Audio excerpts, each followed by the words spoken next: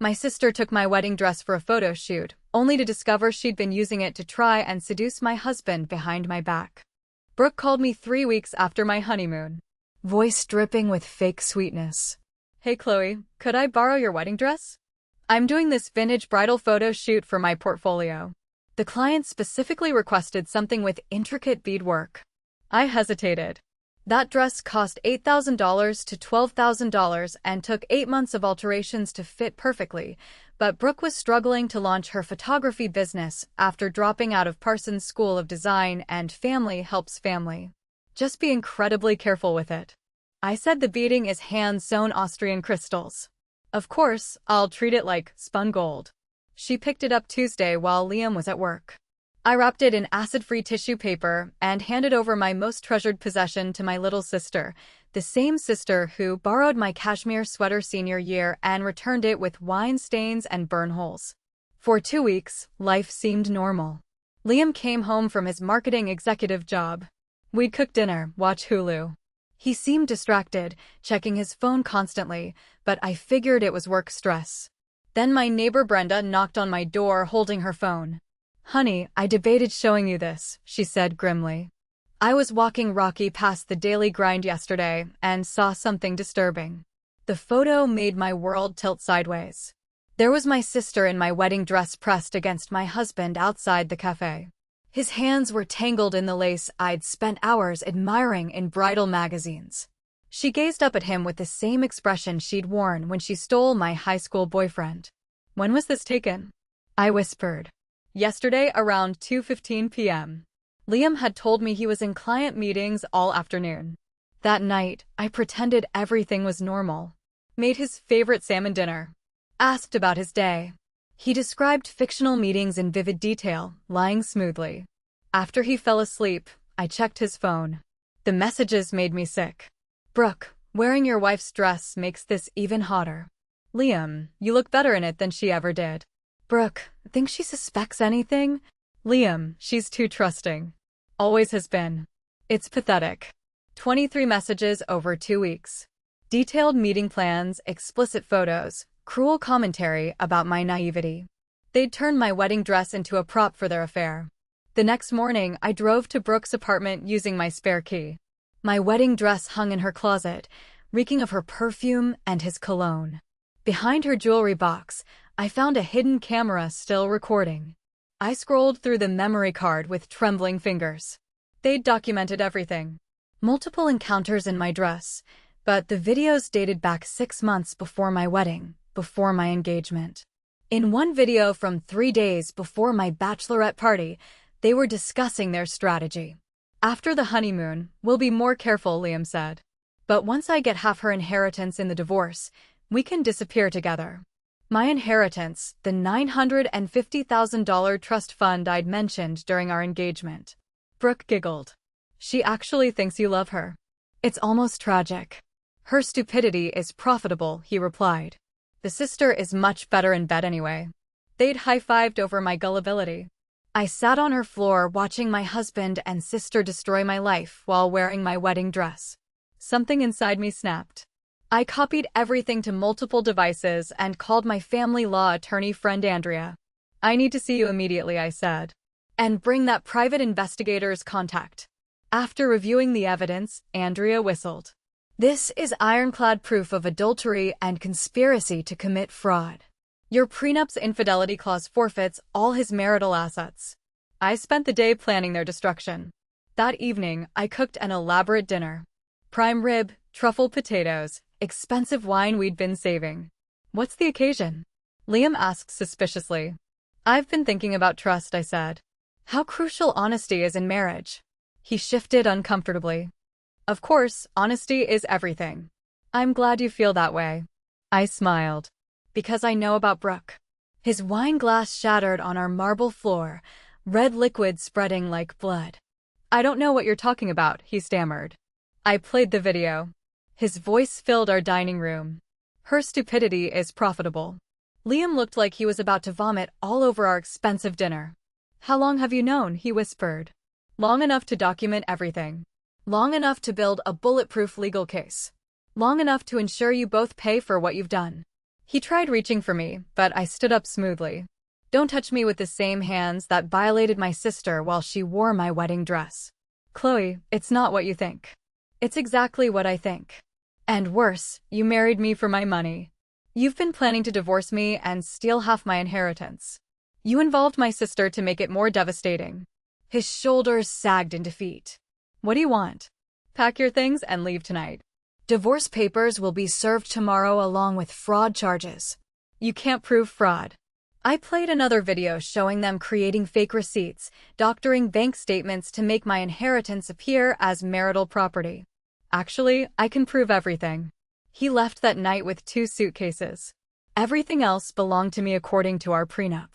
The next morning, I drove to Brooks with Mom and our cousin Savannah as witnesses. When she opened the door in a silk robe at 11 a.m., her face cycled through emotions: surprise, confusion, then terror. We need to talk, I said, pushing past her. My wedding dress was draped over her couch like a discarded towel, wrinkled and stained. I found some interesting videos. I began calmly. Brooke's mouth opened and closed like a fish. I can explain everything. You can't. There's no explanation for months of planning this betrayal. Mom stepped forward, her face harder than I'd ever seen it. Pack your things. You're banned from this family. Mom, please. I said pack. While Brooke threw clothes into luggage, crying, I retrieved my dress.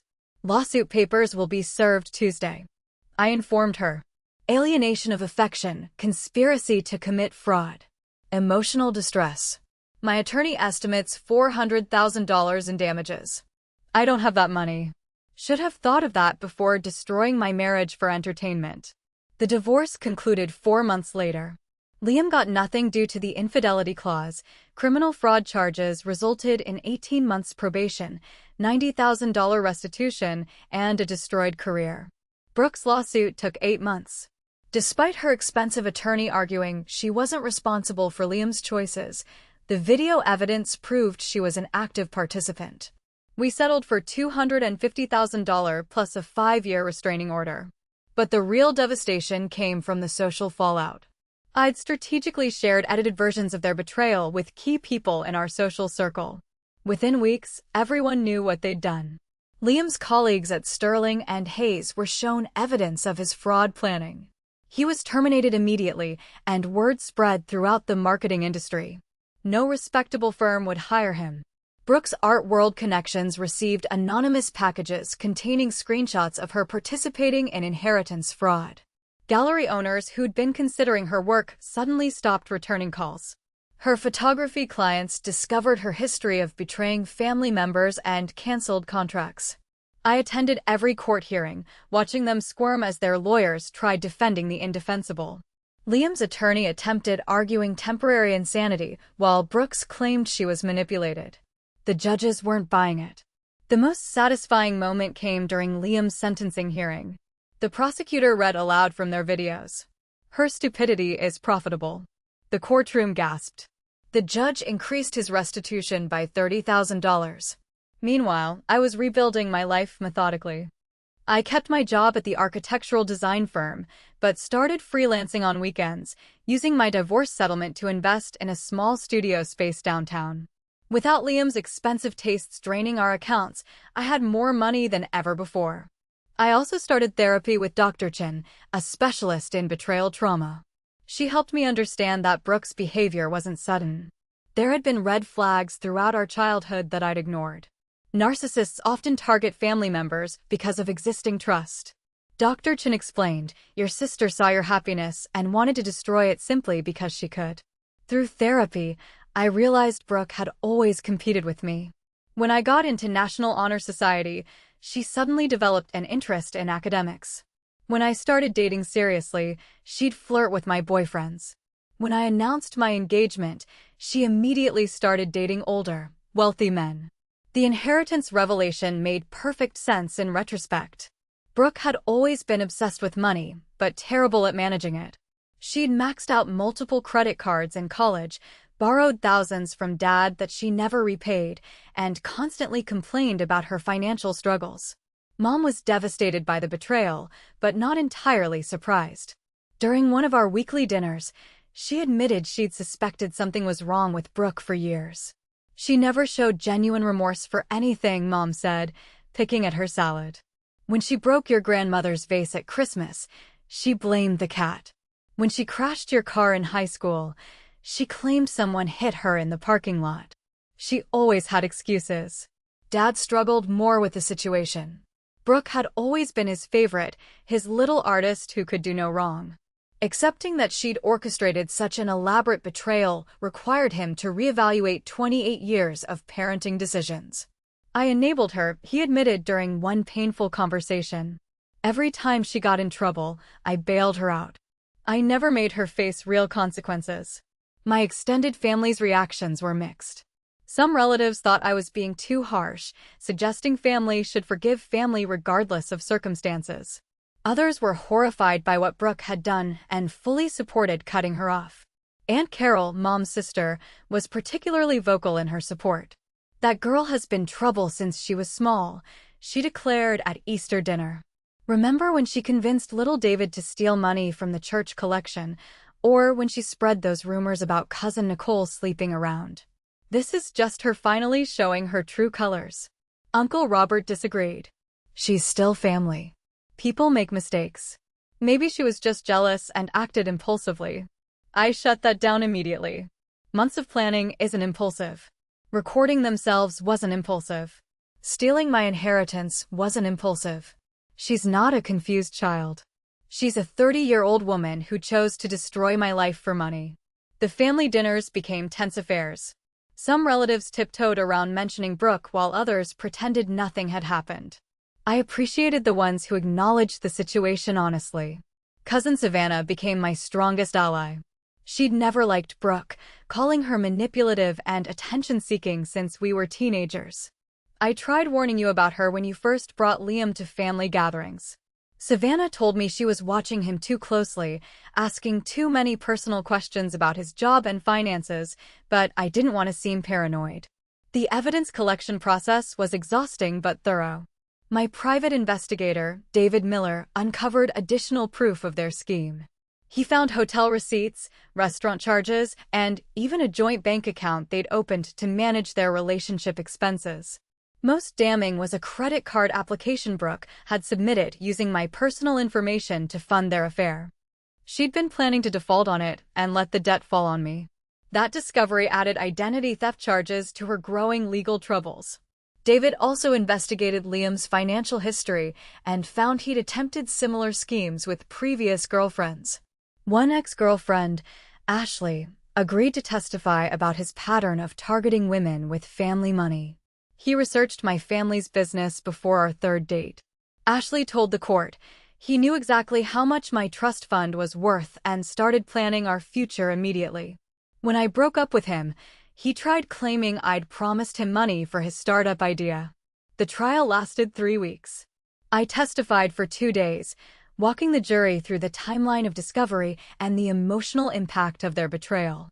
My voice stayed steady as I described finding my wedding dress defiled in Brooke's apartment, but I let tears fall when explaining how they'd mocked my trust. Liam's testimony was pathetic.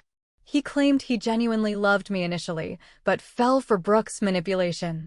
His lawyer presented him as a victim of her seduction, ignoring the evidence that he'd initiated contact and planned the inheritance fraud. Brooke's testimony was even worse. She cried dramatically, claiming she'd been trying to protect me from Liam's true nature by exposing him.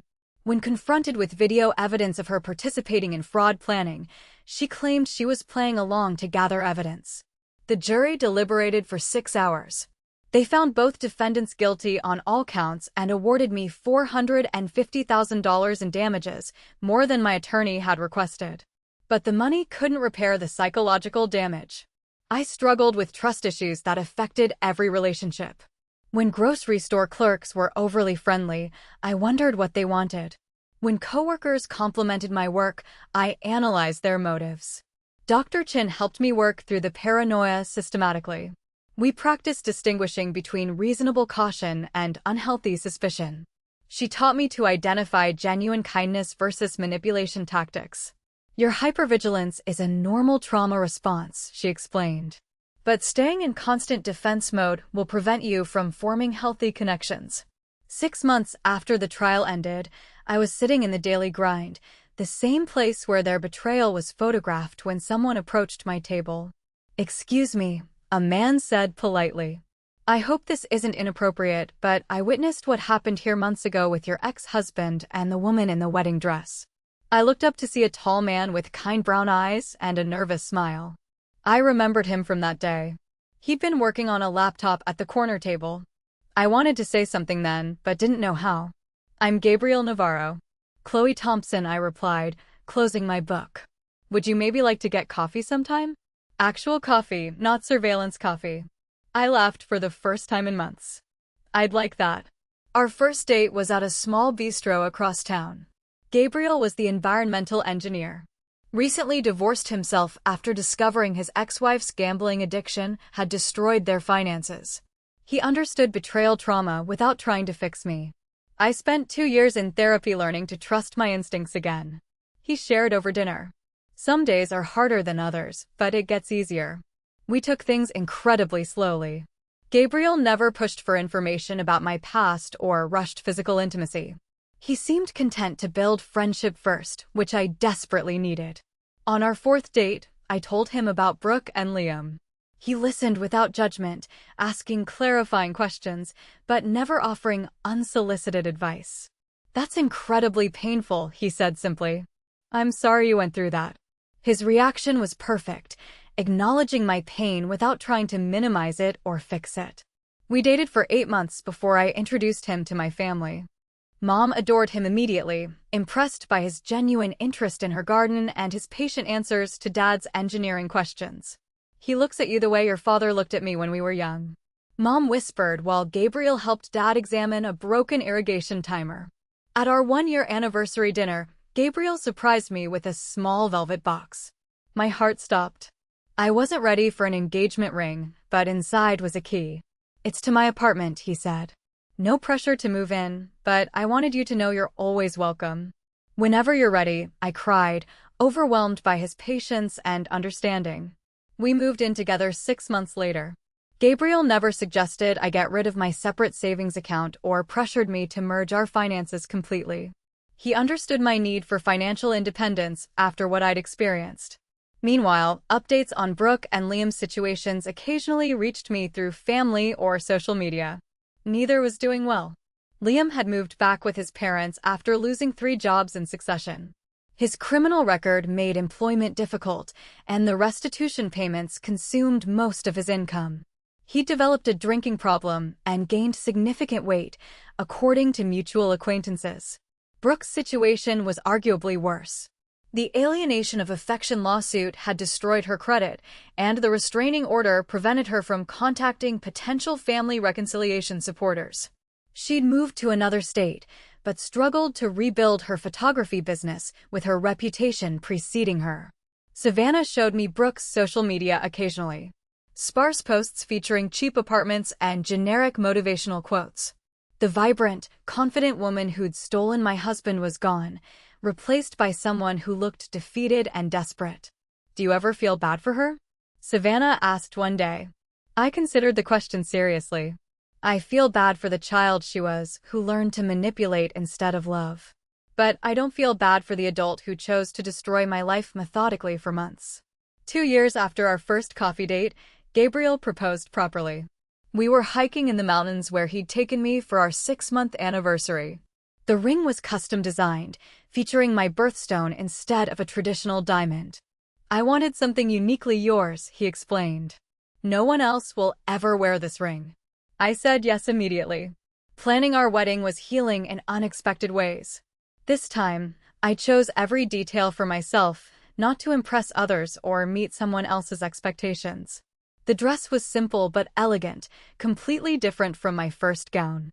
Mom helped with arrangements enthusiastically, though she sometimes caught herself mentioning what Brooke would have thought about certain choices. We'd both grieved the sister-daughter we thought we knew. Dad walked me down the aisle with tears in his eyes. "I'm so proud of how strong you've become," he whispered before placing my hand in Gabriel's. The ceremony was intimate. 50 close friends and family members who supported me through the worst period of my life. No plus ones for people I didn't know personally. No obligations to include anyone out of politeness. During our vows, Gabriel promised to earn my trust daily rather than demanding it automatically. I promised to communicate my needs clearly rather than assuming he could read my mind. Some people find their soulmates immediately.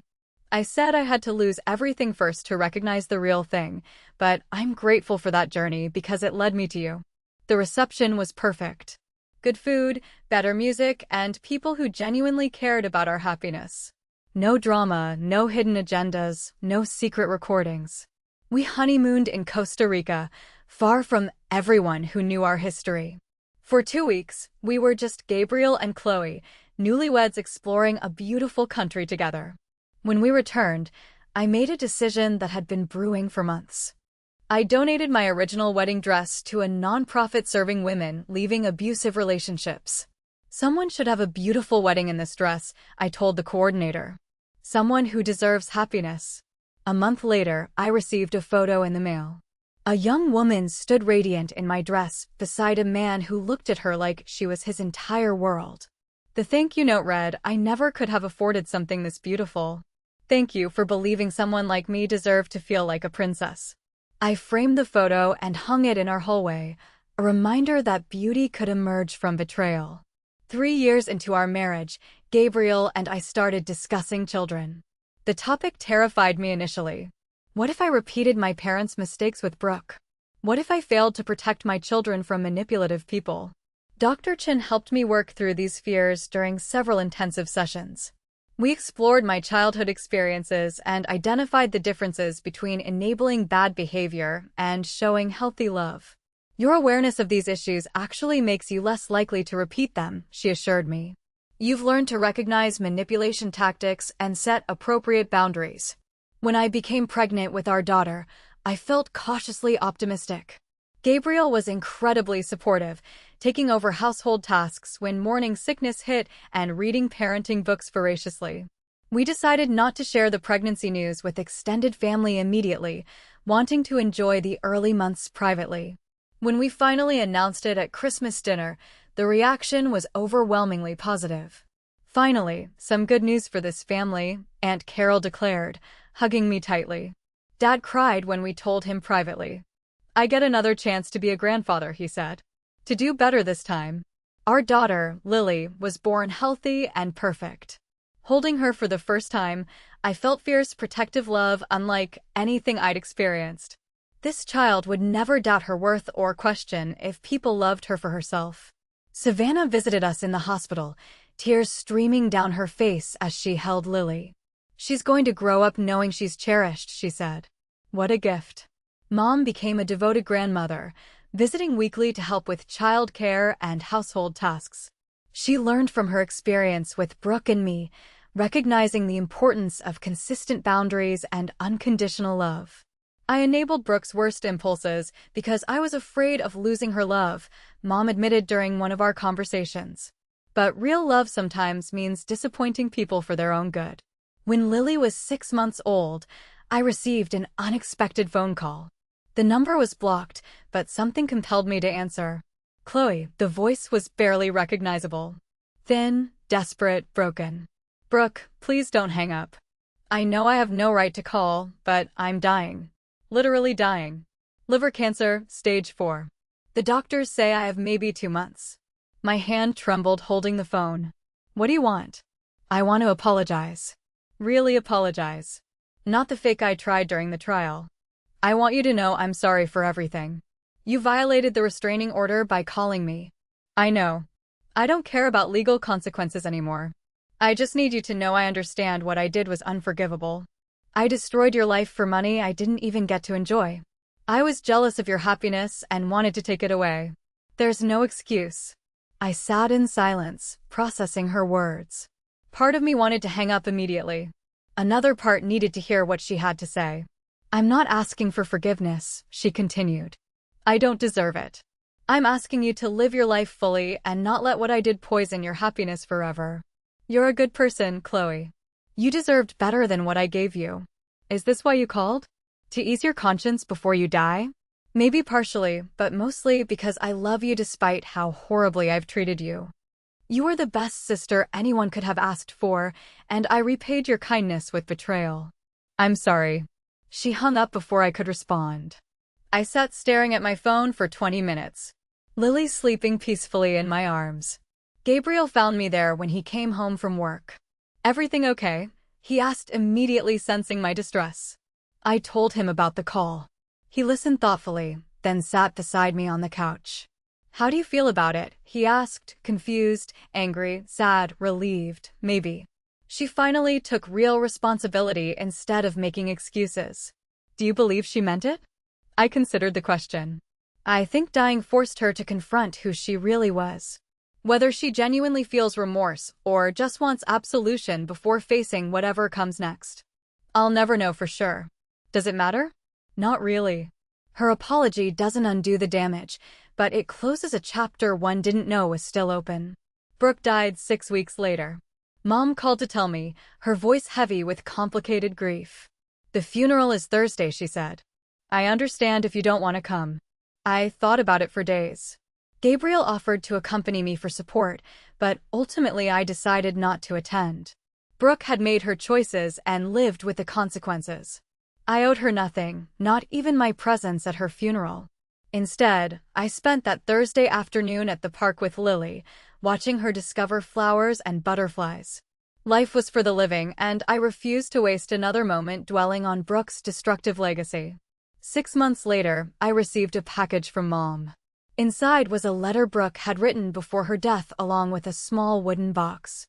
The letter was short, but seemed genuine. Chloe, I know I have no right to leave you anything, but this was Grandma Eleanor's. I stole it from her jewelry box when she died because I was jealous you were her favorite. You should have it. I hope someday you can tell your daughter about the grandmother who loved you so much. I'm sorry for everything. See, the box contained Grandma's pearl necklace, the one she'd always promised would be mine someday.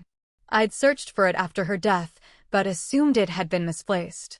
I held the pearls up to the light, remembering Grandma fastening them around my neck when I played dress-up as a child. Pearls are for ladies, she'd say. And you, my dear, are going to be a very special lady someday. Lily reached for the shiny pearls with chubby fingers. And I made a decision. This necklace would be hers someday. A connection to the great-grandmother who'd loved unconditionally and the mother who'd learned to protect that love fiercely. Gabriel found me crying in our bedroom holding the necklace. She kept it all these years, I said. Even when she was selling everything else, she kept this. Maybe she always planned to return it, he suggested gently. Or maybe she kept it as a reminder of what she'd stolen. I'll never know her real motives. He held me while I cried. Not for Brooke, but for the relationship we'd never had, the sister I'd thought I knew, and the years of family drama that could never be recovered, but I also cried from relief. The chapter was finally permanently closed. No more wondering what Brooke was doing or whether she'd ever take responsibility. No more looking over my shoulder or second-guessing people's motives. I was free to focus completely on the family Gabriel and I were building. A family based on honesty, respect, and genuine love. Lily took her first steps on a sunny Tuesday morning, wobbling across our living room into Gabriel's waiting arms. As I watched my husband catch our daughter with tears of joy streaming down his face, I felt profound gratitude for the journey that had led me here. Yes, I'd lost a sister and first husband to betrayal, but I'd gained so much more. The ability to recognize real love, the strength to demand respect, and the wisdom to choose quality over quantity in all my relationships. Lily would grow up in a home where love was demonstrated daily, not just declared, where people kept their promises and took responsibility for their mistakes, where trust was earned through consistent actions, not demanded as a right. That evening, as Gabriel tucked Lily into her crib and I fastened Grandma's pearls around my neck, I made a silent promise to my daughter. She would never doubt her worth, never question if she deserved love, never settle for less than she was worth. And if anyone ever tried to hurt her the way Brooke had hurt me, they discovered that this mother had learned to fight back effectively. Some fairy tales end with forgiveness and reconciliation. Mine ended with boundaries, consequences, and the hard-earned wisdom that sometimes the best thing you can do for toxic people is let them face the results of their choices alone. I chose happiness. I chose peace. I chose the family that chose me back. And that, as it turned out, was the most powerful revenge of all. But life had one more twist waiting for me. When Lily turned 3, we started discussing having another child. I was 35 and didn't want too large an age gap between siblings. Gabriel was eager to expand our family, often joking that he wanted Lily to have built-in protection against the world. 2 kids means they always have each other, he'd say. Watching Lily play with her dolls. No matter what happens to us, they'll never be alone. The pregnancy came easily this time. I felt more confident, more prepared for the challenges of caring for an infant while managing a toddler. Lily was excited about becoming a big sister, constantly talking to my growing belly and offering to share her toys with baby brother or sister. We decided to wait until birth to learn the gender. Wanting some surprises in our carefully planned life, Lily insisted the baby would be a girl who looked exactly like her, complete with curly hair and brown eyes. Our son Noah arrived 3 weeks early during a thunderstorm that knocked out power to half the city. Lily met him at the hospital the next morning, her eyes wide with wonder as she gently touched his tiny fingers. "He's perfect, Mommy," she whispered. "Can we keep him forever?" Gabriel and I laughed, but the moment crystallized something profound. Our family was complete. We had everything we dreamed of and more than I'd thought possible during those dark months after discovering Brooke's betrayal. As Noah grew from infant to toddler, I marveled at how different sibling relationships could be when built on love instead of competition. Lily protected him fiercely, sharing toys without being asked and comforting him when he cried. There was no jealousy, no attempts to sabotage each other's happiness. "She's going to be an amazing big sister," Dr. Chin observed during one of our periodic check-ins. "You've created the family environment you needed as a child." When Lily started kindergarten, other parents began asking about playdates and birthday parties. I found myself scrutinizing every family, looking for red flags that might indicate toxic dynamics. Was that mother too competitive about her child's achievements? Did that father make inappropriate comments about other people's marriages? Gabriel gently reminded me that not everyone harbored hidden agendas. Most people are just trying to raise their kids well like us.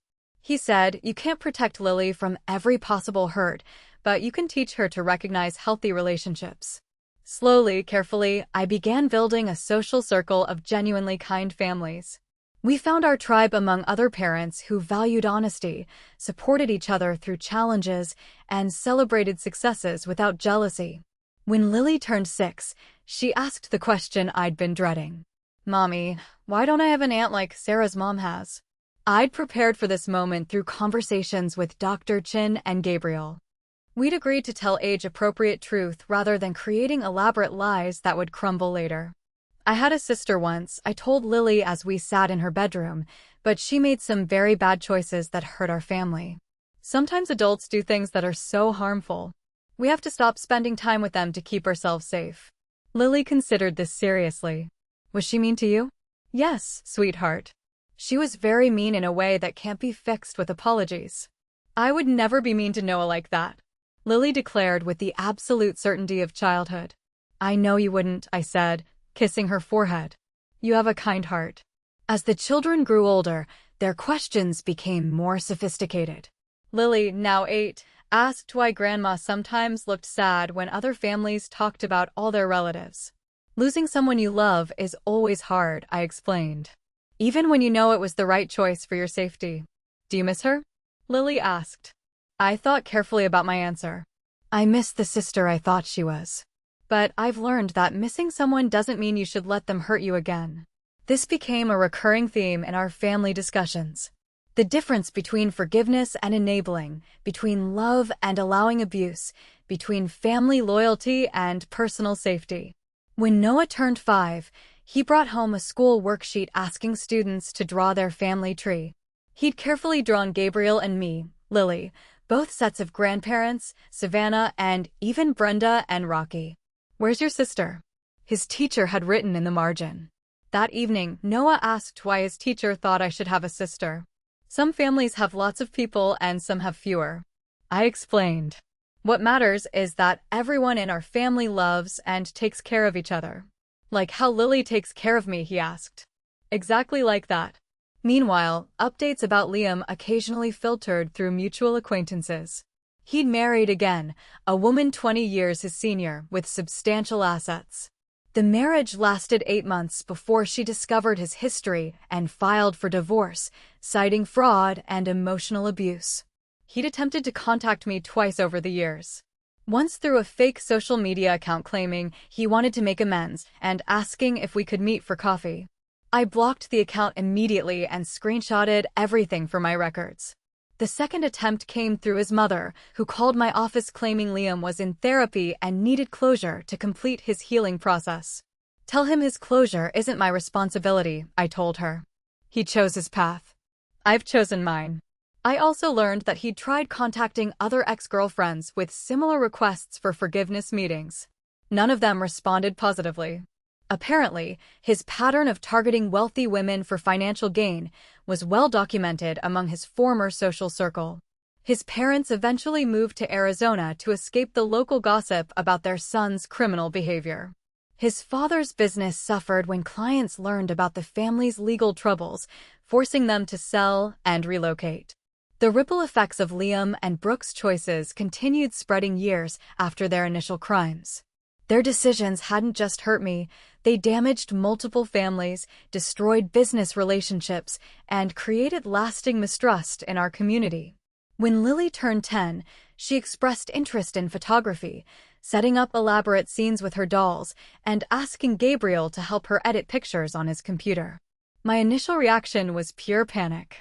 Memories of Brooke's supposed photography career flooding back. Photography is just a tool, Dr. Chin reminded me during an emergency session. It's not inherently good or bad. Brooke used it for manipulation, but Lily might use it for beauty or storytelling. With Gabriel's encouragement, I enrolled Lily in a children's photography class at the local community center. Watching her genuine excitement about capturing images of flowers and pets, I realized I was projecting my trauma onto an innocent interest. Look, Mommy. Lily showed me a picture she'd taken of Noah building a sandcastle. I got the exact moment he was concentrating so hard his tongue was sticking out. The photo was actually quite good, well composed, and capturing a genuine moment of childhood joy. Nothing like the calculated, manipulative images Brooke had specialized in. I began to see healing in allowing Lily to pursue her interests without the shadow of my past experiences. She was her own person, not a potential replica of her aunt's worst qualities. For Lily's 11th birthday, we threw a big party in our backyard with 12 of her closest friends. I watched her interact with the other children, kind, inclusive, generous with her belongings. When one girl spilled juice on her new dress, Lily immediately offered her own sweater and helped clean up without making the other child feel embarrassed. She has good instincts about people, Savannah observed, watching Lily comfort a younger cousin who'd scraped his knee. She knows how to care without giving up her own boundaries. This was the child I'd raised. Empathetic but not naive, kind but not pushover, loving but not desperate for approval. Everything I'd wished I could have been at her age. When Noah turned 7, he announced he wanted to be an attorney when he grew up, to help people who get hurt by bad guys. His sense of justice was fierce, but not vindictive. He wanted to protect, not punish. Some people do bad things because they're hurting inside. He told me one day after watching a movie about bullying, but that doesn't make it okay to hurt other people. His emotional intelligence astounded me. At 7, he understood concepts that had taken me decades to learn through therapy and painful experience. The children's school counselor called both Gabriel and me in for a conference when Lily was in 6th grade. I panicked immediately, assuming she was displaying concerning behaviors that indicated psychological damage from our family's history. Lily is one of the most emotionally mature students I've worked with. Mrs. Davis told us she has exceptional empathy, but also healthy boundaries. When another student was being bullied, she intervened appropriately and then reported the situation to adults. When a friend tried pressuring her to cheat on a test, she refused without being judgmental. Is something wrong? I asked, confused by the meeting's purpose. Nothing's wrong. I wanted to commend your parenting approach. Lily feels secure in your love, but also understands that actions have consequences. That's a difficult balance to achieve. Driving home, Gabriel reached over and squeezed my hand. You've given them everything you didn't have. Unconditional love with clear expectations. Protection without overprotection. Trust earned through consistency. We've given them that. I corrected. I couldn't have done this alone. Maybe not. But you chose to break the cycle of dysfunction in your family line. That took incredible courage. When Lily turned 12, she asked if she could see photos from my first wedding. The question caught me off guard. I'd hidden or destroyed most evidence of that period in my life. Why do you want to see them? I asked carefully. I found one picture in Grandma's album, she explained. You looked really happy, but also different, sadder somehow, even though you were smiling. I dug through storage boxes until I found the wedding album I'd forgotten about. Looking at the photos with Lily, I could see what she meant. My smile in those pictures was beautiful, but brittle, like glass that would shatter with the wrong touch. I was happy that day, I told her. But I didn't really know myself yet. I was trying to be who I thought other people wanted me to be. Do you know yourself now? She asked. Much better. And I like who I am now more than who I was then. Lily studied a photo of me with Brooke at the reception. Your sister was really pretty.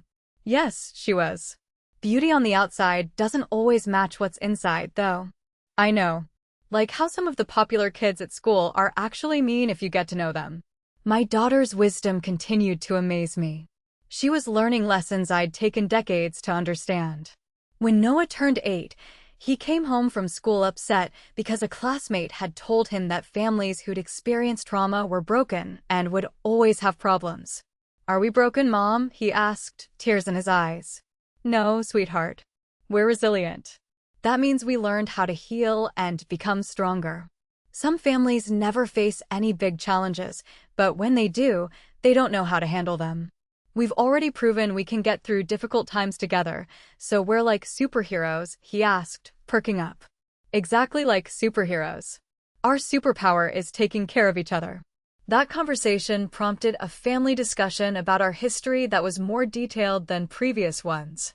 Lily, now 13, was old enough to understand more complex concepts about betrayal, financial crime, and family dynamics. Your aunt and my first husband made choices that hurt people, I explained. They chose money and selfishness over love and family. But their bad choices taught me what really matters and helped me recognize when someone truly loves me. Like Dad, Noah asked. Like Dad and like all of you. Lily had been quiet during most of the conversation. Finally, she asked, do you think she ever regretted it before she died? I think she did. She called to apologize before she passed away. But regret doesn't undo damage. That's why it's so important to think carefully before making choices that could hurt other people. I'm glad she's not in our family, Lily said firmly. We're better without people who lie and steal. Her certainty was reassuring. She understood the difference between blood relations and chosen family, between forgiveness and restoration, between compassion and enabling. As Lily entered high school, she began dating, a development that activated every protective instinct I'd developed. I watched her interactions with boys carefully, looking for signs of manipulation or pressure. Her first boyfriend, Ryan, was a polite sophomore who played violin and volunteered at an animal shelter. When he brought her flowers for their 1-month anniversary, I approved of his thoughtfulness, but worried about love-bombing tactics. Mom, you're being paranoid, Lily told me after I grilled Ryan about his future plans during dinner. He's just a nice guy who likes me. How do you know the difference between genuine interest and manipulation? I asked. Lily rolled her eyes, but answered seriously. He doesn't try to pressure me into anything. He listens when I talk. He has his own friends and interests instead of making me his whole world. He treats service workers respectfully. He's never asked about our family's money or what kind of car Dad drives. I realized my daughter had inherited my hard-earned wisdom about recognizing healthy relationship patterns. She could identify red flags I'd missed at her age because I taught her what to look for. The relationship lasted 6 months before ending amicably when Ryan's family moved to another state. Lily was sad but not devastated, maintaining perspective about teenage romance that impressed me. It was good while it lasted, she told me. But I'm not ready for anything super serious anyway. I want to focus on school and photography. Her photography had evolved into genuine artistic talent. She'd won several contests and was building a portfolio for college applications. Unlike Brooke's calculated, manipulative images, Lily's photos captured authentic emotions and natural beauty. When she was 15, Lily asked if she could enter a photo in a contest that would be displayed publicly if she won. The subject was family love, and she'd captured Gabriel teaching Noah to ride a bike while I watched from the porch, laughing at their silly jokes. "Are you sure you want our family in a public display?" I asked, old fears about privacy and safety surfacing. "Mom, we're not hiding anymore," Lily said gently. "We're a normal family now. Normal families share their happiness." She was right. Somewhere along the way, we'd stopped being defined by what had happened to us and started being defined by what we'd built together. Lily won the contest. The photo appeared in the local newspaper with a caption about celebrating family bonds. No one connected us to the scandal from over a decade earlier. We were just another happy family worth celebrating. As Noah entered middle school, he showed signs of inheriting his father's analytical mind and my protective instincts. When a new student was being bullied, Noah organized a group of friends to include the boy in their activities without making a big show of their intervention. "I remembered what you said about helping people who are hurt," he told me when his teacher called to praise his leadership. But I didn't want to embarrass him by making it obvious. His emotional intelligence continued developing in remarkable ways. When his best friend's parents divorced, Noah provided steady support without trying to fix the situation or take sides. "Sometimes people just need someone to listen," he explained when I asked how he knew what to do. "Like how Dad listens to you when you have bad days." Our family had become a safe haven where the children learned through example rather than lectures. They watched Gabriel and me navigate disagreements respectfully, handle stress without taking it out on each other, and maintain individual interests while prioritizing our relationship. When Lily turned 16, she asked if I'd ever considered contacting Liam or trying to find out what happened to him. "No," I said immediately. "Why would I want that?" "I don't know. Closure, maybe. To see if he ever learned from what happened. His learning process isn't my responsibility. My responsibility is to our family and my own healing. Checking on people who hurt you usually just reopens wounds." "What if he contacted you now? Like if he tried to apologize or something?" I thought about the question seriously. I'd probably block his number and document the contact in case it escalated to harassment.